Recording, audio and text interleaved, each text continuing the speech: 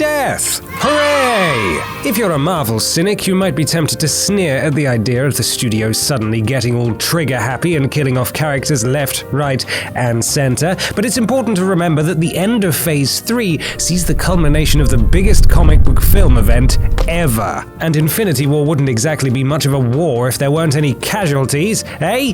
Civil War. As such, I'm Ben from Whatculture, and here are 10 Marvel characters who will die before the end of Phase 3.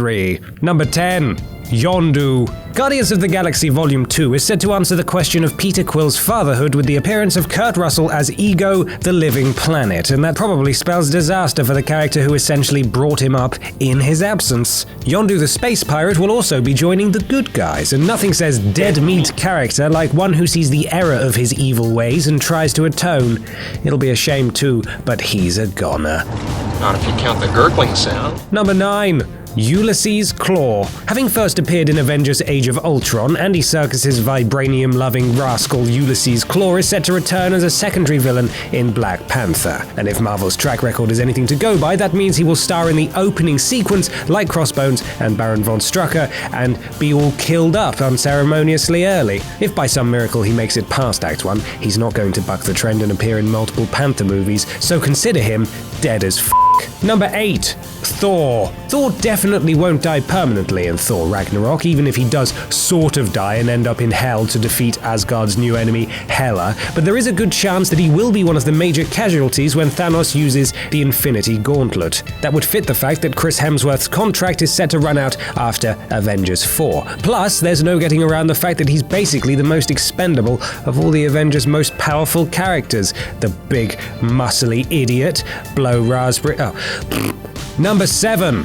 Nick Fury. Or is it actually pronounced furry? He might have put the team together, but since Nick Fury went underground after his death in The Winter Soldier, he's done precious little to suggest he's really necessary anymore. In fact, rather ironically, his death would be symbolically useful for bringing the Avengers back together, just as Coulson's was in the first Avengers. And it's not like Marvel needs to go on spending massive #SamJackson wages for a glorified cameo every few years. Number 6.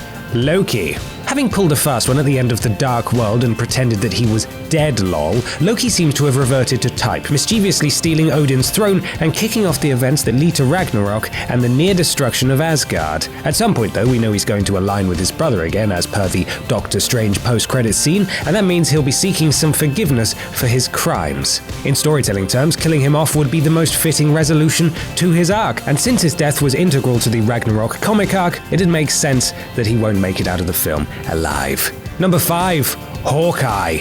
The least fleshed out of all the characters in the MCU has always, obviously, been the one most likely to be killed off. I suppose you could call him a Avenger for whackers, #Avenger for whackers. It looked like it might happen in Age of Ultron, but Marvel tricked everyone by defying every dead meat trope they've established, and yet it's still hard to shake the feeling that he's not long for this world. I am big, like a can of Pepsi. It doesn't matter. Jeremy Renner's contract runs out when the Infinity Saga is done, and now that he has a family, killing him off would represent the emotional strike Marvel like to look for when building their villains up.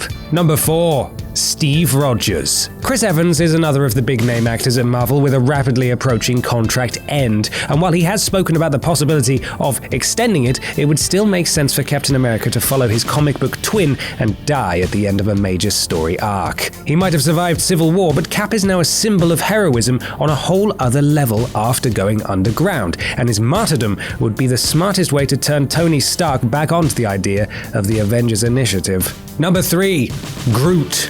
Like it or not, dying is sort of Groot's superpower. He's the most protective of all the Guardians of the Galaxy, and by virtue of his regenerative power, his sacrifices, though emotionally devastating, are functional. Certainly it's happened before to great effect, but if you're looking at Baby Groot and not thinking that this more impulsive, more disobedient little rascal wouldn't do what his fully grown self would 10 times over, you're probably not thinking straight. It won't last, but expect him to die again before the end of Guardians Volume 2. Number 2. Thanos. There are few certainties in Marvel films, jokes, big action set pieces, and post-credit scenes all being quite high on the billing, but the most nailed-on assurance that you could bet your house on is that the villains always die. unless they're Loki. And since Thanos represents the single biggest threat to the universe so far, there's no way he'll be left to lick his wounds after the end of the Infinity Saga, because, quite frankly, there's no prison that could hold a mad Titan. Number 1. Vision. Unfortunately for Marvel's Frankenstein's monster, no amount of godlike powers or worthiness can get around the fact that one of the objects of Thanos' affection and one of the film series' biggest MacGuffins that has to fall into his hands is sited right in the middle of his forehead. It's rather unlikely that Thanos won't get his hands on all of the stones, and even worse for Vision, he will struggle quite badly to function without his head and the battery that gives him life. And that's our list. Are there any certain deaths we left off? Let us know in the comments below, and don't forget to like, share, and subscribe. You can even follow me here on Twitter if you fancy.